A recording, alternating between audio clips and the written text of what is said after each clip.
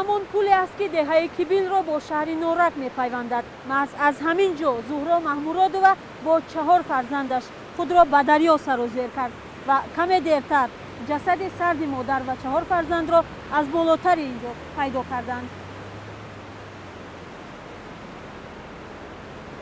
نزدیکان زهرا محمورادова خانواده‌ای که در یک روز 5 جگربند خود را به خاک سپردند حالا در پاسخ به چند سال عاجز ماندند. چرا او به جان خود و 4 طفلش رحم نکرد؟ با کدام فکر و کدام درد و مشکل زهرا قصد جان خود کرد؟ پاسخ به این چراها را به گفته پیوندان اکنون زهرا با خود به خاک برد. کلین ما یگم که تنقصی نداشتم بچه. ما یک کلین داشتم. یک کلین داشتم. همین خونه در اختیارم کلینم بود. من سحر کرده میرفتم. اینم چقدر کار میام. زهرا محمورادova 6 سال پیش اویله‌دار شده است. شوهر او عزیز خالوف که در مهاجرت بود چند پیش به نزد زن و فرزندان برگشته است. روز حادثه 5 فوریه به گفته نزدیکان زهرا با کودکان و شوهرش در خانه تنها بودند. از گفته‌های همون شوهرش برمیآید در یک میانی 10 دقیقه میگن من همسرم گم کردم. وقتی که ما یک جای پابل میکردیم و خواستم که دست رو ما بشم و بعدی ادا کردن نماز در سر دسترخوان شده خوراک نصف روزی خوریم. وقتی که دست روشویی در آمدم الکی همسرم نیست.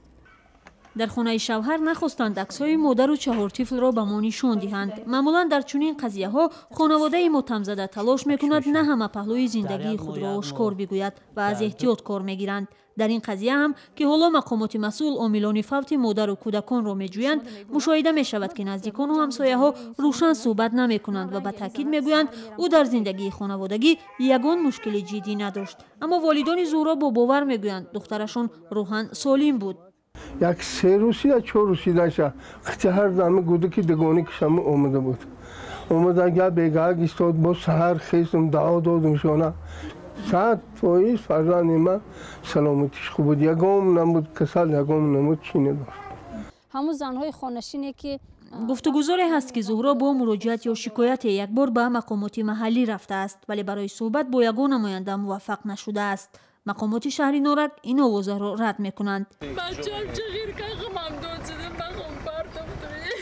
خودکشی زهرا محمورادova با 4 طفل سیومین چنین حادثه در ولایت ختلان در دوام 1 سال اخیر است. کوشش خودکشی 2 مادر دیگر پروینه عبداللهیوا و سلامت پیرova با فوت فرزندانشان انجام یافته آنها زنده از آب بیرون شدند. بعدا این 2 مادر از سوی اکثریت در کشور محکوم شدند. اگرچه حالا این 2 مادری اکنون به فرزند در حیاتند و یکی بیماری روحی اعلان شده دیگری 18 سال محکوم به زندان شد، عامل‌های به این کار دست زدن آنها تا هنوز تحلیل و مشخص نشده است. حدس و گمان‌هایند که یکی را رشک و مناقشه و دیگری را افسردگی و شرایط زیست به این راه برده است. محض همین عامل‌ها و به توجهی به 2 حادثه دیگری قصد خودکشی مادران به گفته تحلیلگران باعث به تکرار چنین یک حادثه در کشور شده است. فقط با یک فرق، این بار مادر هم تلاش کرده است زنده نماند. تنها نشانی که او از خود و فرزندان گذاشت 5 قبر پهلو به پهلو در آرامگاه نورک است.